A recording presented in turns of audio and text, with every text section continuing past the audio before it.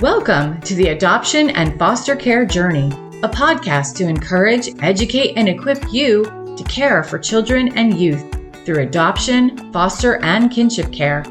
Hosted by an adoptive mom with over 22 years of kinship and adoptive parenting experience. She's on this journey with you. Please welcome Sandra Flach. But seek first his kingdom and his righteousness, and all these things will be given to you as well. That is Matthew 6:33. I am your host, Sandra Flach. Welcome to the Adoption and Foster Care Journey, where it is my goal to encourage and equip you for your parenting journey as a mom myself of 8, 5 through adoption, all with trauma, and our 2 young adult sons, our youngest now, they were both diagnosed with fetal alcohol syndrome when they were little. So we're still parenting, they're still home. I'm on this journey with you and personally know and live with the challenges of raising kids with trauma and prenatal exposure to substances. So my hope is that you will find this podcast an invaluable resource and companion for your journey. This week, we are continuing our nutrition series with Dr. Jerrod Brown. Jerrod will be presenting with slides again today. So this will be our third in a series, a 4-part series on nutrition. The first part, we focused on nutrition as it applies to trauma and how trauma, kids and individuals who've experienced trauma, the vital importance nutrition plays in their lives. And then last week we covered FASD and nutrition. And today we're going to focus on ADHD and nutrition. And I just want you to know that we do have a YouTube channel at Justice for Orphans. And we have a link in the show notes where you can easily find that because Dr. Brown will be sharing and presenting today, showing slides.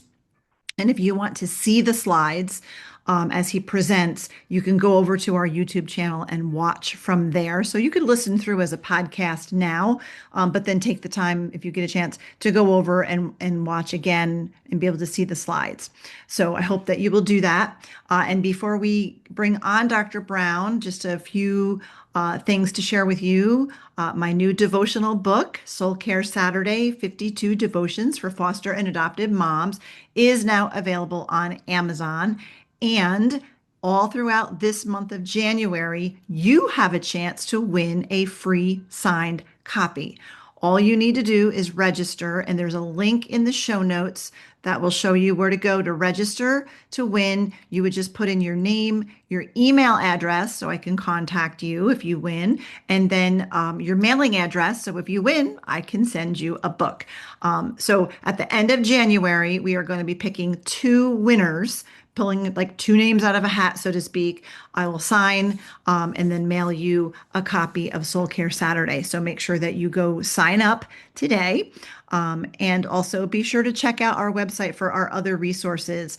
The Adoption and Foster Care Journey actually comes under the umbrella of the nonprofit that I started about 14 years ago, Justice for Orphans. So if you go to justicefororphansny.org, you will see a big button that pops up that says the Adoption and Foster Care Journey. And if you go there, you will find all of the things. You will find this podcast, my blog, where I write monthly, I blog, all of our FASD workshops, information on how to sign up for our Hope for the FASD Journey support group, and of course also our resources and all of the past episodes that we've done with Dr. Jerrod Brown. You can get to the podcast from that page as well. I know a lot of you, like me, probably just access all of your podcasts from your phone app, which is totally wonderful. But if you wanted to just check out the episodes with Dr. Jerrod Brown, because I think I've done like 30 of them over the years, and he zeroes in on a lot of these specific topics that are relevant for foster and adoptive parents. All of those special episodes are on our website. So that way you don't have to kind of scroll through the whole queue of like, we've got like 500 podcast episodes out there. So just to make it super easy, you can learn more. Dr. Jerrod Brown's bio is also listed there, and some other information about him. There is a link in the show notes to justicefororphansny.org, so you can find it all. But we've got lots of stuff for you to help you on your parenting journey. Please also be sure to follow our new The Adoption and Foster Care Journey social media pages. We are on Facebook as The Adoption and Foster Care Journey, and we're on Instagram at AFC_journey. And I'd love for you to follow us there because I love to connect with our listeners. And I also love to connect with you in person. So my 2026 speaking calendar for the first quarter of the year is pretty full, and I hope to see you out and about. I will be at the Filled Retreat on January 30th, right around the corner, January 30th through February 1st in Lancaster, Pennsylvania. And I'll be doing breakout session there. I'll have my table with all of our information in my book. Also, February 21st, I will be at the church at Brook Hills in Birmingham, Alabama, where I will be doing a full-on presentation on FASD. And then March 21st, I will be at Mobilize, Ohio at the North Canton Chapel. I'll be leading, I believe, 3 breakout sessions there, and I'll have a resource table. And then on April 30th to May 2nd, I will be at the Renew Retreat in Swansboro, North Carolina. Renew is a retreat for foster and adoptive parents. So couples come. It's an amazing time. They have a lot of downtime. They do a lot of pampering of their attendees, as well as some great keynote speakers. I know Jackson Turkhurst, who was a guest on this podcast several months ago, will be one of the keynote speakers. I will be doing a breakout session on FASD. I will also be doing a breakout session on prayer with my friend and fellow adoptive mom, Terry Froman. So there's links to all of these events in our show notes as well. And I highly recommend, I know how hard it is to get away when you're a foster or adoptive parent, but if you can hit up at least one of these retreats or conferences, super good for you to do that. And I hope to see you there. If you come, find me and we'll take a selfie together. And if you're interested in having me come and speak at your event, whether you're planning a conference or a retreat, or if you just want to schedule for your group and do an online session on FASD, I'm available. Would love to talk to you about that. My personal email, Sandra Flach at justicefororphansny.org, is in the show notes. I check my own email and I will get back to you myself if you're interested in having me come and speak or having me present even online. So today, let's get to our favorite doctor who will be joining us again. Excuse me. He's going to unpack nutrition this time as it applies to ADHD. So this is our third of 4 episodes on nutrition. We've covered nutrition and trauma, nutrition and FASD. Today is going to be nutrition and ADHD, and next week it's going to be nutrition and autism. And a lot of our kids have overlapping diagnoses, right? Sometimes we call it the alphabet soup of diagnoses. My boys who have a diagnosis of FASD also both have a diagnosis of ADHD. And many families, in addition to FASD and ADHD, also have a diagnosis of autism. So this topic is relevant to all of us and our kids. And Dr. Brown is going to teach us, right? He's taken us to school again, and I've learned so much from Dr. Brown, and I know that you will too. Dr. Brown has 5 PhDs and specializes in topics related to autism, FASD, confabulation, suggestibility, trauma and other life adversities, alexithymia, executive dysfunction, criminal recidivism, traumatic brain injury, and youth fire setting. You can check out his full bio because it is long, because he is got a lot of credentials. You can check that out on our website. But for now, let's dive into today's topic and welcome back Dr. Jerrod Brown. Welcome back, Dr. Brown. So happy to be here, my friend. Thank you for having me back. As always, we learned so much. We're grateful you're here, and I'll just toss it over to you to start the presentation. So this is part 3 of a 4-part series that we are doing on kind of all things related to like diet and eating and nutrition as it relates to kids with various types of neurodevelopmental disorders. The first one in this series, we focused on trauma and attachment. Part 2, FASD. Part 3, ADHD today. And then part 4 is on autism.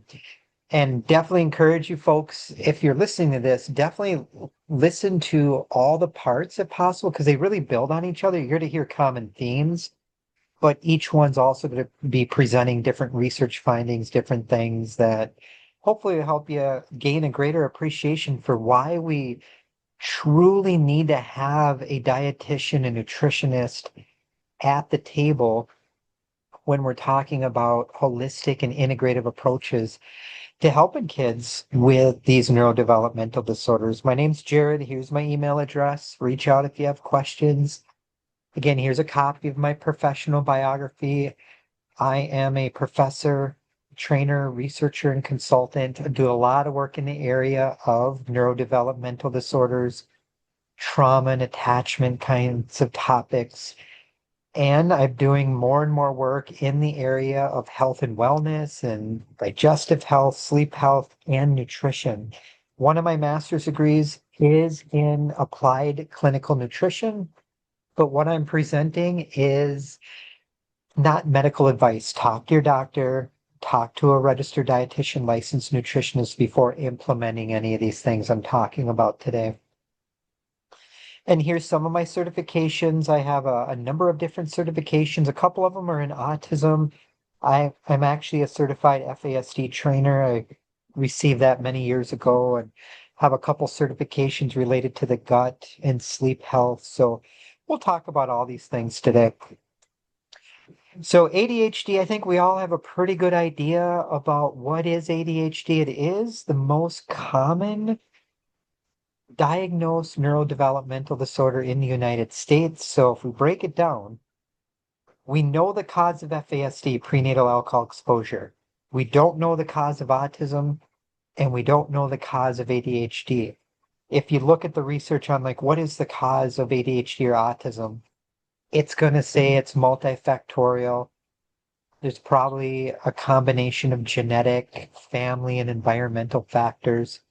But if you really dig into the weeds in the ADHD literature, it does clearly state that poor maternal nutrition, so mom's pregnant and has a very poor diet throughout the pregnancy, or maybe she's dealing with malnutrition, that may be a contributing factor to the diagnosis of ADHD. It's not the only factor by any stretch of the imagination.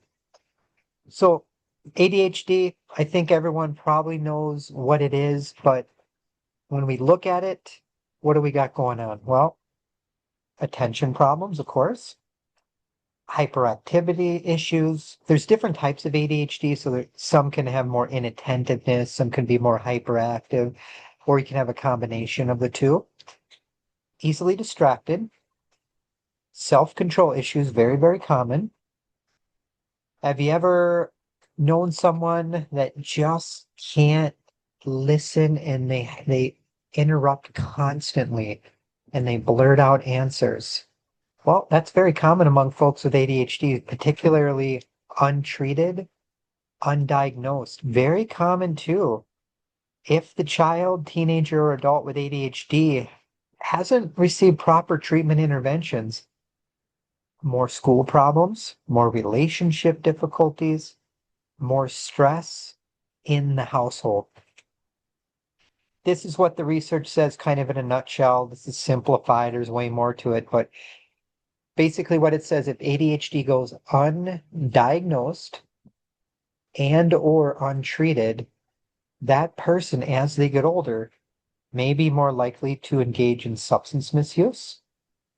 They might be more likely to get in more car accidents and physical injuries. I do a lot of talks on traumatic brain injury, and there's plenty of studies that say undiagnosed ADHD may actually increase the risk of sustaining a head injury because of carelessness, tripping and falling, impulse control issues. So we need to be aware of that. Truancy issues go up, higher levels of anxiety, depression, family conflict, and the list goes on. What are some of the contributing factors, according to peer-reviewed research, that we want to be aware of that may increase the risk of that child after they're born maybe being diagnosed with ADHD at some point? Well, again, we really want to look to the prenatal years. The first 1,000 days of life can be very helpful when you're studying that. Moms using alcohol or tobacco products during pregnancy, risk factor for ADHD. We know obviously prenatal alcohol exposure, FASD, but it also can cause ADHD. Formula feeding may be a factor to take into account. That's really interesting. We don't think about that. Extreme premature birth could be a factor. Low birth weight could be a factor.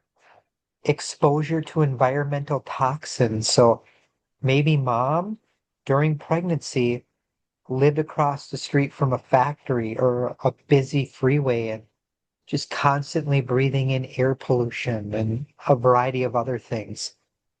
Gut microbiota alterations. You've probably heard me talk about the gut-brain axis. So that may be a factor.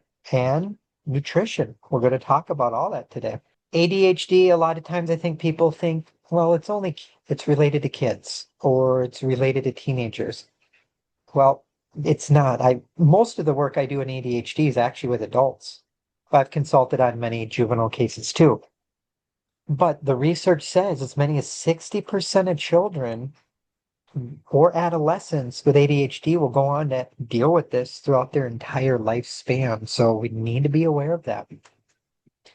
And just in case you're interested, as your child becomes an adult and maybe they have ADHD and they don't have proper support services, interventions in place, as that person gets older, some research says they might be more likely to get involved in the criminal justice system. We have many, many people in prison with ADHD. There's tons of studies that support that. They might be more likely to start smoking cigarettes, using alcohol, experimenting with drugs, engaging in unhealthy eating habits. So undiagnosed ADHD may actually place that person at greater risk for problematic eating behaviors as well.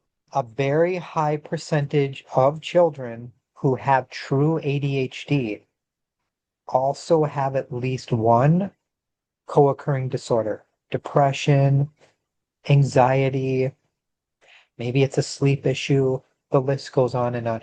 ADHD co-occurs with so many different things. These are just a few of the more common comorbidities that are noted among folks with ADHD.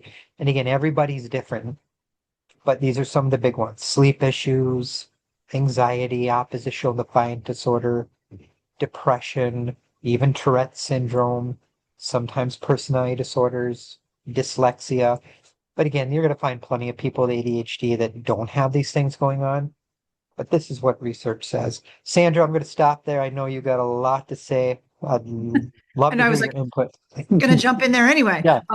Yeah, because what I'm seeing is like my boys who have an fetal alcohol syndrome diagnosis also have an ADHD diagnosis, and that seems to be so common. I hear that from parents all the time that their kiddo has not only an FASD but ADHD, a lot with autism also, which we'll talk about next week. But it just seems because I know with FASD, some of the primary characteristics of FASD include impulsivity, problems controlling themselves, focus, problems with focus and attention. So sometimes I've even wondered, like, is this really ADHD or is it just because of the FASD that we're seeing, the impulse control and the problems with focusing? Yeah, I agree 100%. There's more similarities between FASD and ADHD than there are differences. Yeah. There's been several articles that have been published that have looked at the similarities and differences between FASD and ADHD. I've gone through all of them that I think have been published over the years.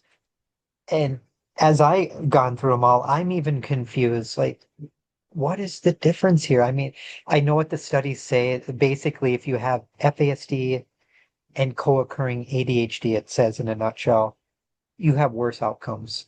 But Mm. almost everybody with FASD looks like they have ADHD, the research says. I've seen studies say as high as 90% of people with FASD also have co-occurring ADHD. It's tough to put an exact number on that, but yet there's way more similarities than differences. But the causes, or the cause for both, is different. We know the cause of FASD. Mhm. We don't know the true cause of ADHD. And when we're talking about it within the context of prenatal alcohol exposure, like you said, is it really ADHD or is it just a manifestation of the brain damage caused by prenatal alcohol exposure? So that's a big debate we could have, and we could open that up for discussion, but that's what I would say about that. Yeah, I agree. So look at all this. This looks very similar to FASD as well, but these are some of the more common deficits associated with ADHD, the research says. Problem solving deficits, impulse control problems, planning deficits, decision making, working memory issues. That's our brain's post-it note, judgment problems. Every one of these factors is a contributor to poor eating habits as well in this population. A lot of people with ADHD are going to be dealing with impulse control issues. When that's the case, again, I've mentioned this before, a person may be at greater risk of developing a drug or alcohol problem later on in life. There's some studies that say it could increase the risk of gambling issues at some point, motor vehicle accidents, and incarceration in some cases. Like all the other disorders we've talked about, poor social cognition is also common among folks with ADHD. Social cognition, it's the umbrella term for basically how people do in the social arena, like interpret social behavior, make sense of it. Empathy falls under this umbrella, group decision making, theory of mind. When we look at social cognition, a couple things you want to consider. Beliefs and preferences about oneself, beliefs and preferences about other social beings, and beliefs and preferences about social groups. When somebody has deficits in social cognition, they struggle usually in all of these areas. And this can then trickle down practically into that child maybe having difficulty making friends or doing okay in a classroom or being in organized sports without proper coaching. A little bit more about social cognition. How does the person perceive themselves and others?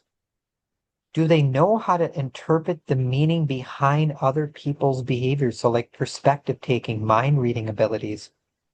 Can they generate possible solutions to social problems? And do they know how to choose the correct behavioral response to a particular social event or situation?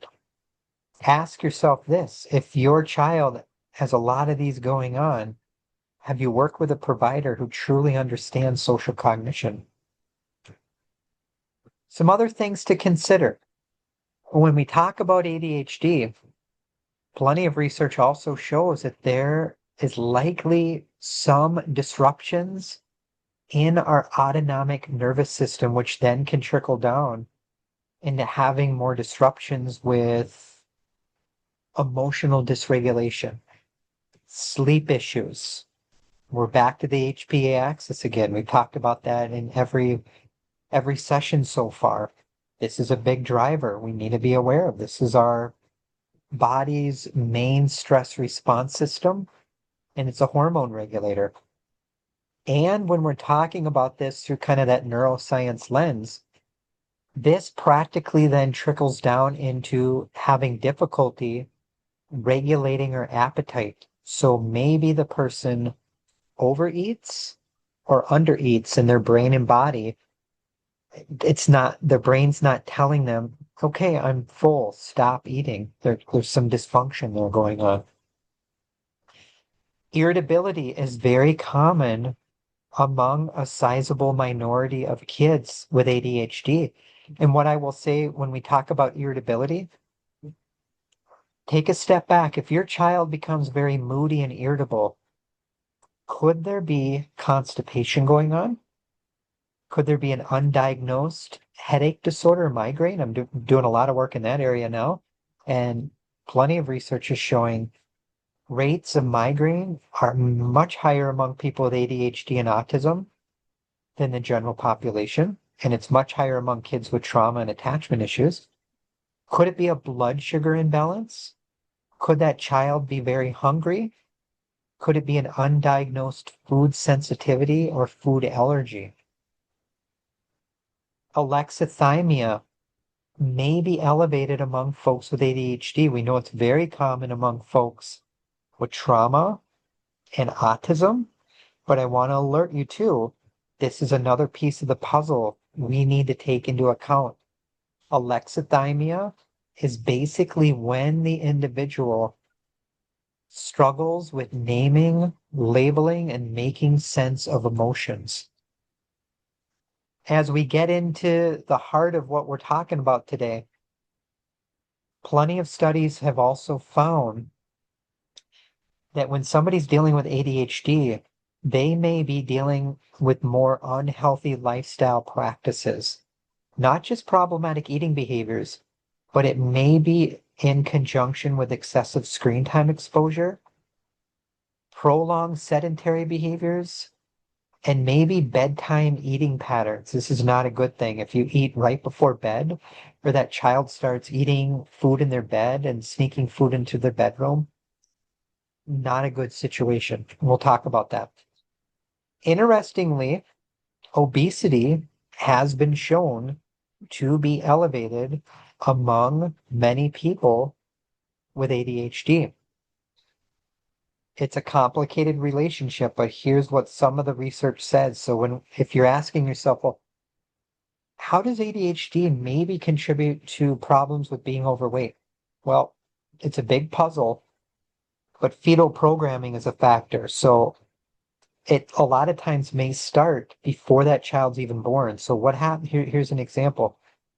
Maybe mom is extremely obese during pregnancy, and during pregnancy, she's also eating tons and tons of candy, tons of junk food.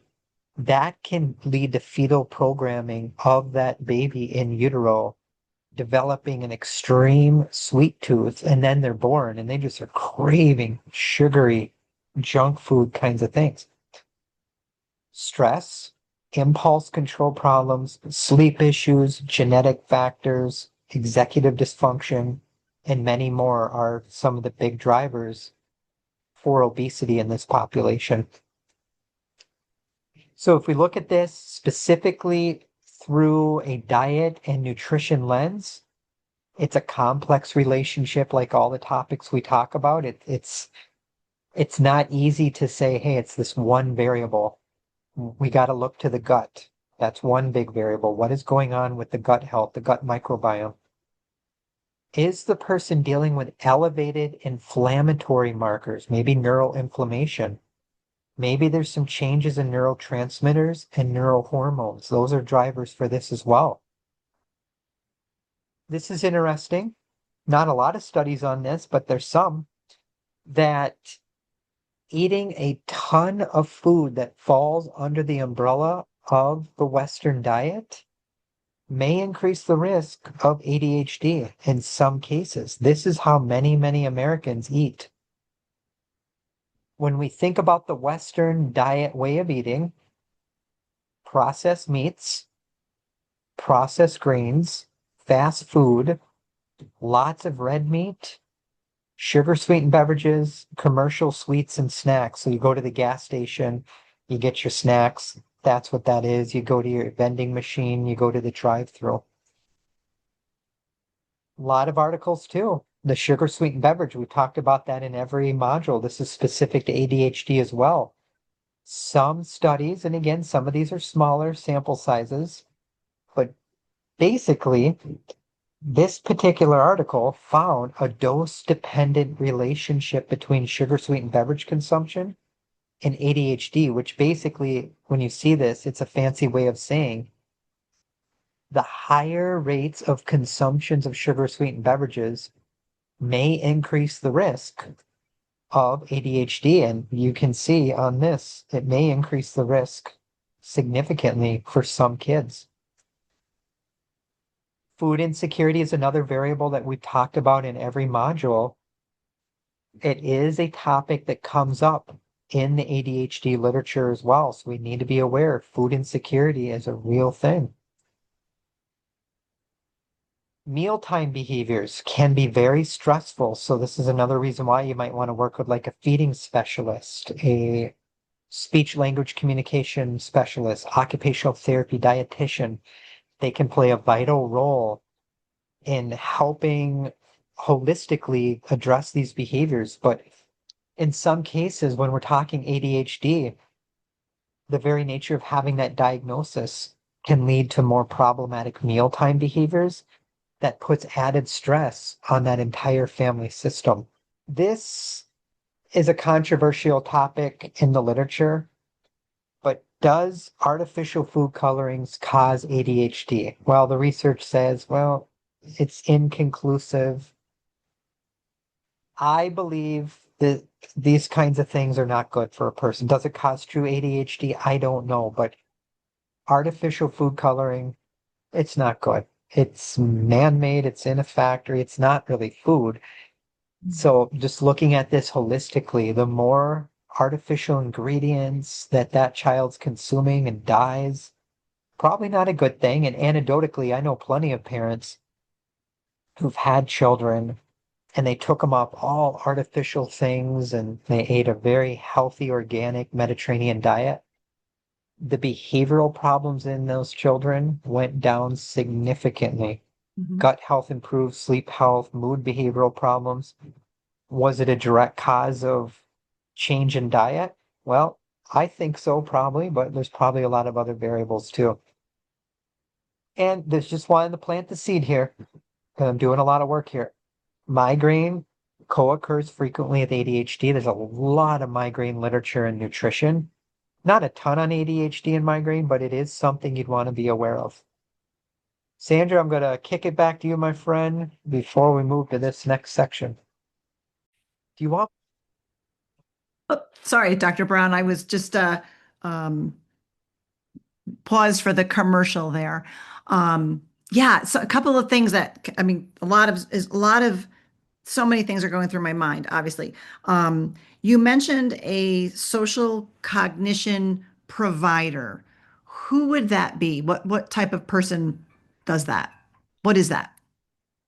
I don't know. Like if you Googled, I don't know if anyone would come up, but it would be a provider who does understand social cognition, empathy, theory of mind, mentalization, those kind of topics. Those would be good search terms because a lot of kids with neurodevelopmental disorders are going to be dealing with theory of mind deficits, mentalization deficits, social cognition, empathy kinds of issues.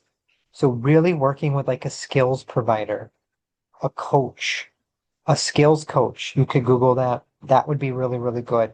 I'm doing a lot of work now in the area of Lego interventions, and there's plenty of articles in the Lego intervention literature that talks about using structured Lego approaches, one-on-one or in groups with kids, is a phenomenal way to build up social skills. So friendship making, conflict resolution, theory of mind, perspective taking, turn taking abilities, sharing abilities.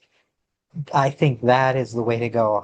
My gut tells me the more these kids can get involved in like a structured Lego group or something like that, that would be a really cool thing. And there's a couple little articles out there, not big ones, that do talk about can you make modifications to Lego-based approaches to help kids eat better? And some articles are saying, yeah, that might be another area to use Lego-based approaches to help kids eat better and teach them skills around that. I love that. Yeah, I keep thinking about how vulnerable our children are. Our listeners are primarily foster and adoptive parents, and our kids come to us already with all of these, mom had maternal stress, there may have been, prenatal exposure to alcohol or other substances, poor diet, malnutrition in with birth mom, and maybe even in the children, the trauma. Like there's already so many of this going on. And then of course, in our culture with the Western diet, that just makes it worse, whether, that's how mom was eating, that's how the children were eating before our kids came to us. But then are we eating that way? Or are we taking more of an all natural, organic, Mediterranean diet type approach, which I also agree can definitely turn things around. So much to learn and such great information, Dr. Brown. Thank you. You're welcome. Thank you, Sandra. Here's a term we haven't talked about, but let's plant the seed. Anosognosia, another piece of the puzzle here. There's not a lot of literature on ADHD and anosognosia, but I want to plant the seed that this will come up from time to time. This is when somebody truly doesn't believe they have that diagnosis. It's a lack of awareness that they even have the condition. It's more common among people with brain injuries and schizophrenia and neurodegenerative disorders. But if somebody doesn't truly believe they have that diagnosis, illness, disease, they're probably not going to stay on medications. They're probably not going to comply with their doctor and things of that nature. Could be another piece of this puzzle. If your child, teenager, adult's dealing with a lot of problematic coping patterns, and there's a lot out there, look at all these. Could it be partially linked to diet or the lack thereof of having a good diet? Could it be an issue with excessive screen time exposure, sedentary behaviors? Could it be a trauma reaction? So I just show this. A lot of times this might be the manifestation, the branch or the leaf of the problem, but we got to get to the core. What's driving the bus with this? Could be blood sugar imbalances, meal skipping. When you're teaching an intervention to any child with any kind of neurodevelopmental disorder, you got to be aware of slow processing speed. A lot of times the brains take longer time to make sense of what's being said. So slow down, take your time. A lot of factors can contribute to poor processing speed abilities. Head injuries, untreated sleep apnea, that's a whole nother can of worms. Drug use, trauma, divided attention where that person's multitasking, they're on their phone and you're trying to talk to them at the same time. Maybe there's a memory issue, there's a undiagnosed learning problem. I point this out because if a professional's listening to this, if it's like a nutritious dietitian or an occupational therapist, you're teaching an intervention. It's so important to be aware of these topics. Metacognitive deficits, again, thinking about thinking, knowing about knowing deficits, very common, and it can drive the bus with mind wandering. So basically that child's just having a hard time focusing, having a hard time taking in that information you're sharing. Metacognition is associated with self-control, self-awareness, and social adaptability. Kids with neurodevelopmental disorders frequently deal with all of these things. And partially these things could be related to problematic eating patterns. Response inhibition deficits basically is a fancy way of saying that person's probably a little more impulsive and they're not very patient. And how this relates to food, they might overeat. They might sneak food. They might just have a partial addiction to sugar. And basically it's disinhibited behavior. So if you're interested in like self-control deficits, impulse control problems, this is how it can manifest in some people. Poor socialization. They lack the restraint. They just can't control themselves. And this can be a huge factor with poor eating and overeating, obesity. Here's the theory of mind deficits I mentioned before. This is a component of social cognition. Theory of mind deficits basically relate to a reduced ability to engage in appropriate perspective taking. Has a lot to do with empathy, and it has a lot to do with that individual's ability to understand internal mental states of other people. And this is how it can present practically here. It basically is poor perspective taking. So somebody with theory of mind deficits, they may really struggle to work in a team environment. They could come off as being very selfish, cold, callous. They could come off as just being bored. I point this out as well. This is a huge variable to take into account. It's so important to screen for this and work with providers who understand this and target it with intervention. Another variable here is something called sluggish cognitive tempo. This is what sluggish cognitive tempo can do. So basically what this is that individual coming off as very flat, fatigued, kind of like a deers in the headlight look. And they're very slow to respond. They can easily get mislabeled as lazy or bored, but it might be something going on in the brain. There's a couple articles that say, look at iron deficiencies. That could be a driver for this in some cases. Sluggish cognitive tempo is a real issue among some people with ADHD, and then it can trickle down into impacting all of these areas here. So I showed you alexithymia before. We talked about it in the other modules. Alexithymia is going to be more common among some kids with neurodevelopmental disorders, particularly kids with trauma and attachment histories. And this could be a driver for unhealthy eating habits, practices, and attitudes. Why do we want to learn about alexithymia? Well, it's been shown to be associated with more emotional dysregulation problems, empathy issues, loneliness, psychosis, violent behavior in some cases, self-interest behaviors, burnout, communication problems, and the list goes on. This is a big topic we need to be aware of. And if we look at this through a trauma lens, so somebody has ADHD and also histories of trauma, bullying, and teasing, it just amplifies things. And traumatic stress can really increase unhealthy eating patterns.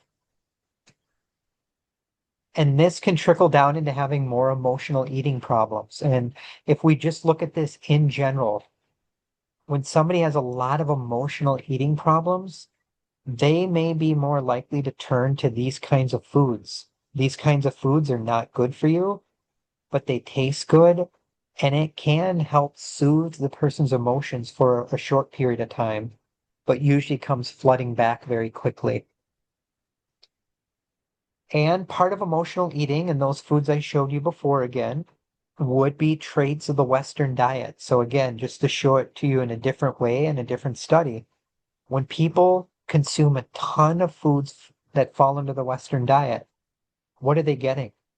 More saturated fats in their diet, typically more sugar, typically lower levels of fiber, and higher consumptions of red meat. These are all things that typically aren't good for the human brain or body.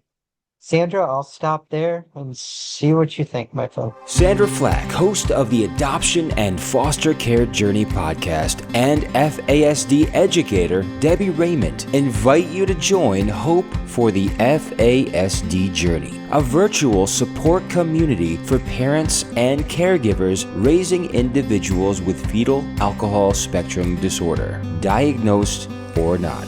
This faith-based support community meets online 3 times each month, features special VIP guests, and a private Facebook group for members only, which includes Soul Care Saturday video devotionals led by Sandra and Deb. Both Sandra and Deb are adoptive moms raising kids with FASD and facilitators of the Facets Neurobehavioral Model. For details and to register, visit justicefororphansny.org/hope-community. That's justicefororphansny.org/hope-community. Oh my goodness, taking it all in. So I know the slide before listed a bunch of the foods, and that's, I always think of the sweet and the salty. Like I like, personally, I love ice cream and brownies and things like that. I go towards, if I'm feeling stressed out and I want some comfort food, I go towards sweet. Some people go towards the salty, the chips and things like that. And all of those things are part of the Western diet, which are not healthy, not good for us. Spot on. Definitely. And why do we want to care about the Western diet way of eating? Well, I'm not saying if someone eats this food once in a while, it's probably not going to contribute to these things. But if people that eat this way day in and day out, year after year, it could contribute obesity, inflammation, allergies, diabetes, autoimmune issues, depression, metabolic syndrome, and the list goes on. And when we think about all these things, we need to be aware that when we eat foods that typically aren't healthy for us, it drives up inflammation in the body. And inflammation is a driver of so many illnesses and diseases and mental health concerns. These are some of the dietary patterns, according to research, that may promote higher levels of inflammation in the body. Most of these are pretty self-explanatory here, but if people are eating lots of junk food and fast food, you're consuming probably a lot of these kinds of foods. So emotional eating, again, just another way to show you here visually when we're thinking about all of these things, we need to be aware when our emotions are out of check. We're dealing with burnout, tons of depression, anxiety, trauma. We may turn to food as a way to comfort ourselves. This is an issue for parents too, because parental burnout's a real thing. We have to be aware of not just supporting our children, but supporting us too as caregivers. It's so important. Sugar. We've talked about sugar a lot in this entire series. Excessive sugar consumption is a threat to human health, and it may contribute to more self-regulation deficits and irritability.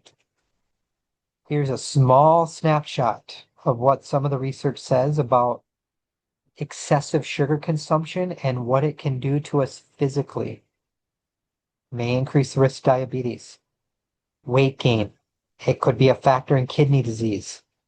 Could be a factor for poor heart health, high blood pressure, asthma. What about our brain health? Excessive sugar consumption, and I have many studies here. It may contribute to inattentiveness, more memory problems, mathematical deficits, maladaptive neuroplasticity. It could increase neurodegeneration and increase the risk of Alzheimer's and dementia later on in life. It could impact our hippocampus, which is part of memory.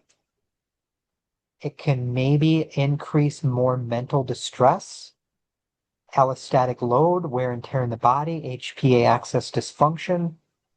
One article found that if someone has schizophrenia, it may worsen schizophrenia symptoms, may contribute to more nervousness. The list goes on. And behaviorally, here's tons of studies. Excessive sugar consumption may exacerbate hyperactivity problems, bullying behaviors, risk-taking problems, excessive screen time exposure. It may contribute to more sedentary behaviors.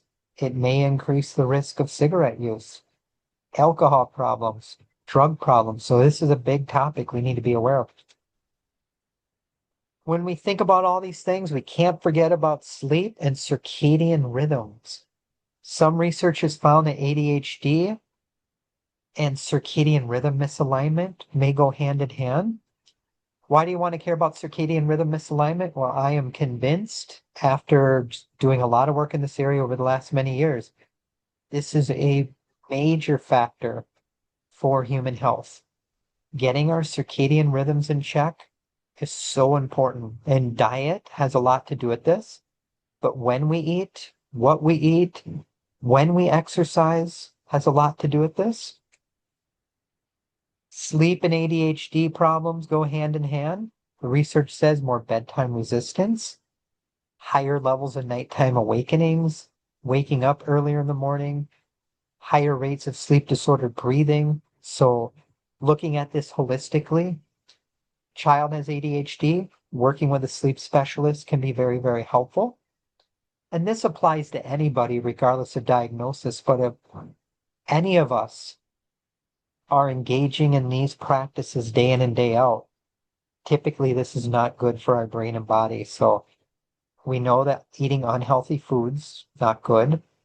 Prolonged sedentary behaviors, eating at irregular times. So you're just having an erratic eating schedule. Consistency when we eat is good. Skipping meals is not a good thing, especially breakfast. That can throw off our blood sugars, not good for our brain. We know that chronic stress isn't good. We talked about emotional eating and then consuming food late at night. These are all things that are more common in our modern lifestyle. Before we get to our next section, Sandra, any other thoughts? Anything you want me to go deeper into? No, I'm seeing how even the symptoms of FASD, the symptoms of ADHD, if our kids or even us are not eating healthy, right? If we're taking in too much sugar and we're not sleeping well and we're eating a lot of preservatives and processed foods and things like that, and also the screen time, right? That doesn't necessarily have anything to do with the physical diet, but the screen time aggravates us. All of these negative things really exacerbate the symptoms that parents are already dealing with because of ADHD, FASD, and trauma. So I'm seeing that connection for sure. A symptom exacerbator, but it also could trigger new symptoms as well, Mm. secondary symptoms to the primary issues. So definitely. Well, plenty of research shows, and this is a study from earlier this year, 2025, nutritional approaches may be safe, effective, low cost adjunct therapy for ADHD. The only thing I would disagree with how they worded this study in adjunct therapy. In my opinion, I think it should be a primary intervention, not some secondary thing. Primary along with all the other ones working simultaneously. Very, very helpful. Another article from 2024, optimizing nutrition is so important for the management of ADHD. And it talks about looking at the Mediterranean diet. Research says most studies say the Mediterranean diet is probably the healthiest diet on the planet. There's a couple articles that say, well, there's a few other healthier ones. Lifestyle medicine, I believe I spoke about that in one other module, but I'm a major fan of lifestyle medicine approaches, and there's a strong argument to be made. Weaving lifestyle medicine practices and approaches into the good work that professionals do with kids with ADHD, autism, FASD, trauma, and attachment issues, to me is a no-brainer because there's 6 core features of lifestyle medicine. Get better sleep, manage our stress, exercise more, eat healthy foods, avoid harmful chemicals, and promote positive social health and connection. Any human being would do good with this. Health and wellness coaching, very, very helpful.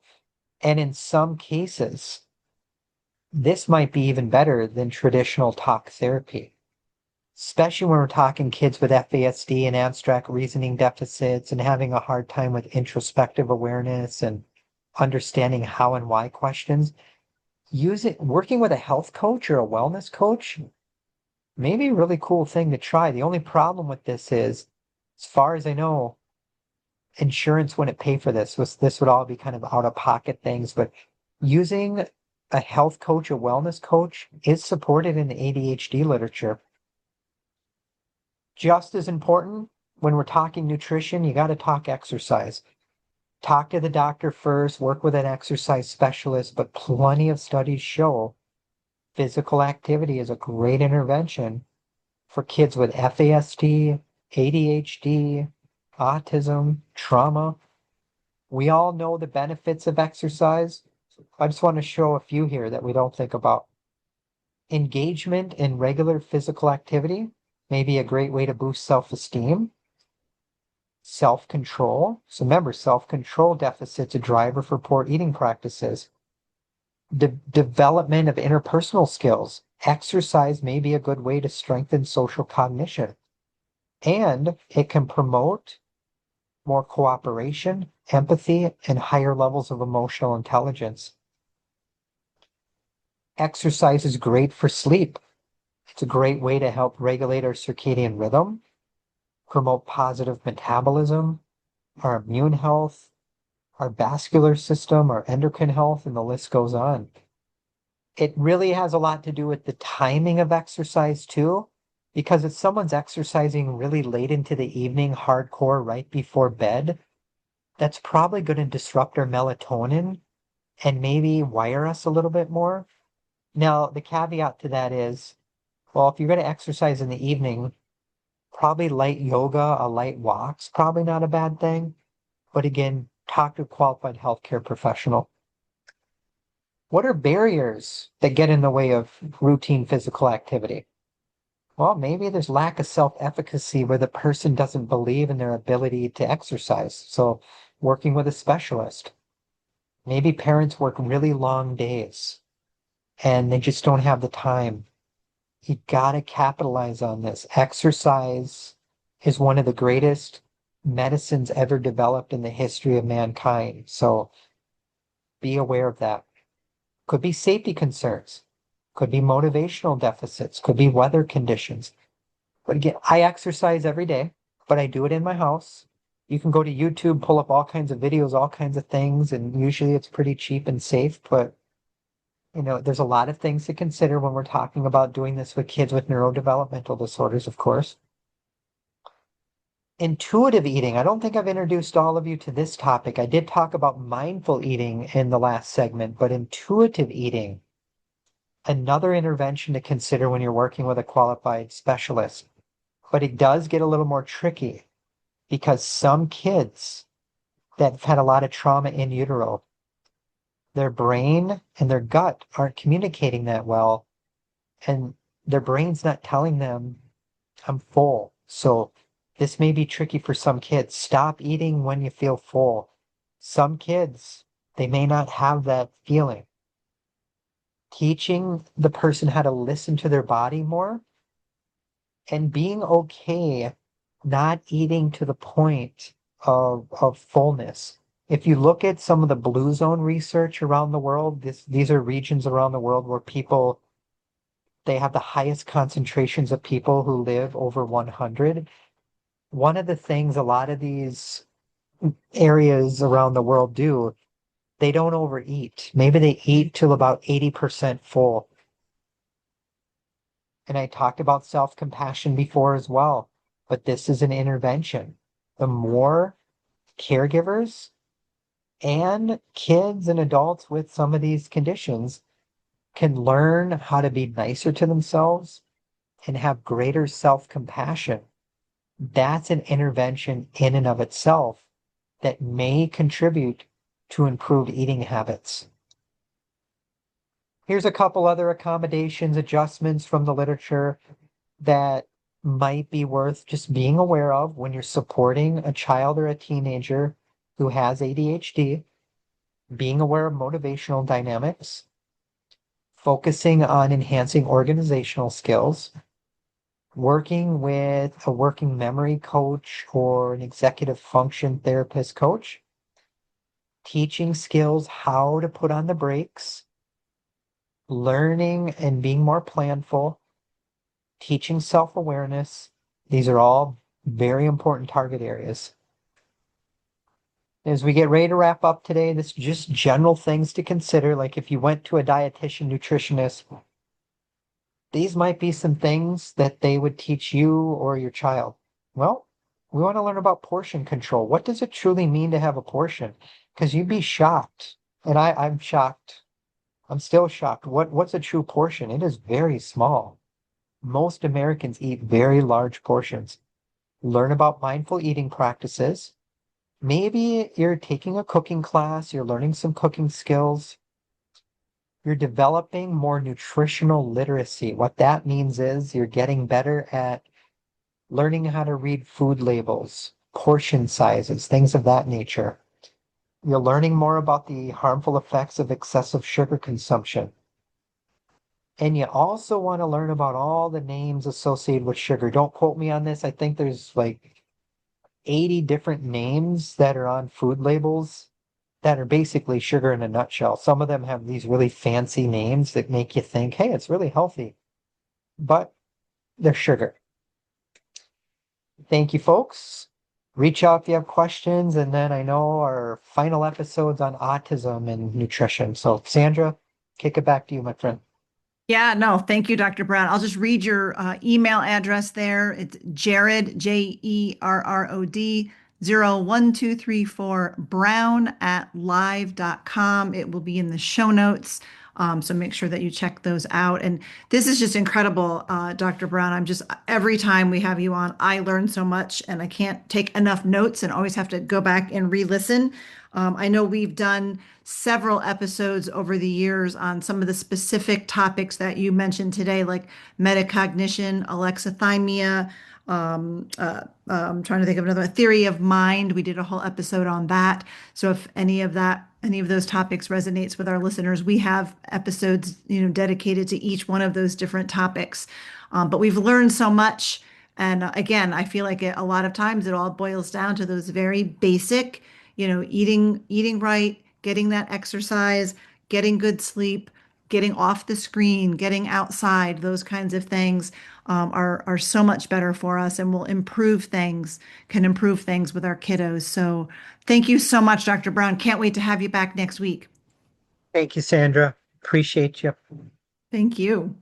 What another great conversation, presentation with Dr. Jerrod Brown. I trust you got as much out of it as I did.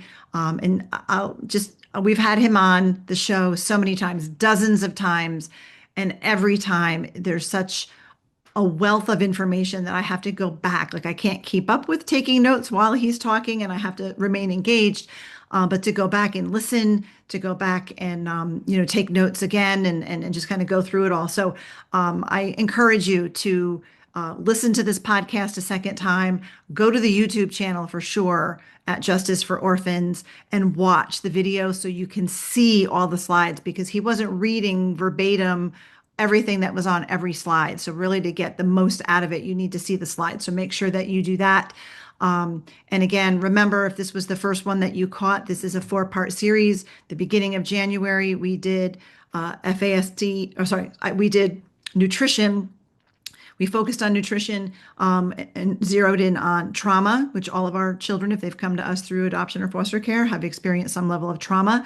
And then week 2 was on nutrition in FASD. And it's so many children in adoptive situations and foster care have been prenatally exposed to alcohol. So this was so relevant.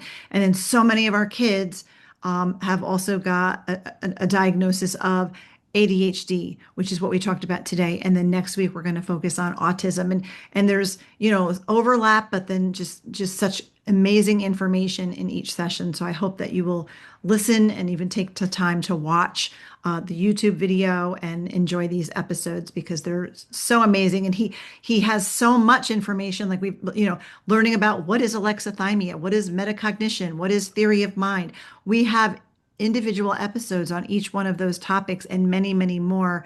If you go to our website, justicefororphansny.org, click on the Adoption and Foster Care Journey, and you'll find all of those episodes that we've done with Dr. Brown, and you can kind of look up each topic and see, and then listen to the ones that you want to see or listen to, and just keep learning, right? Because we're all on this journey, and we're all learning, and there's so many things that we need to know that really can help and support our kids, and really improve things in so many ways. They're not going to outgrow ADHD, FASD, or autism, right?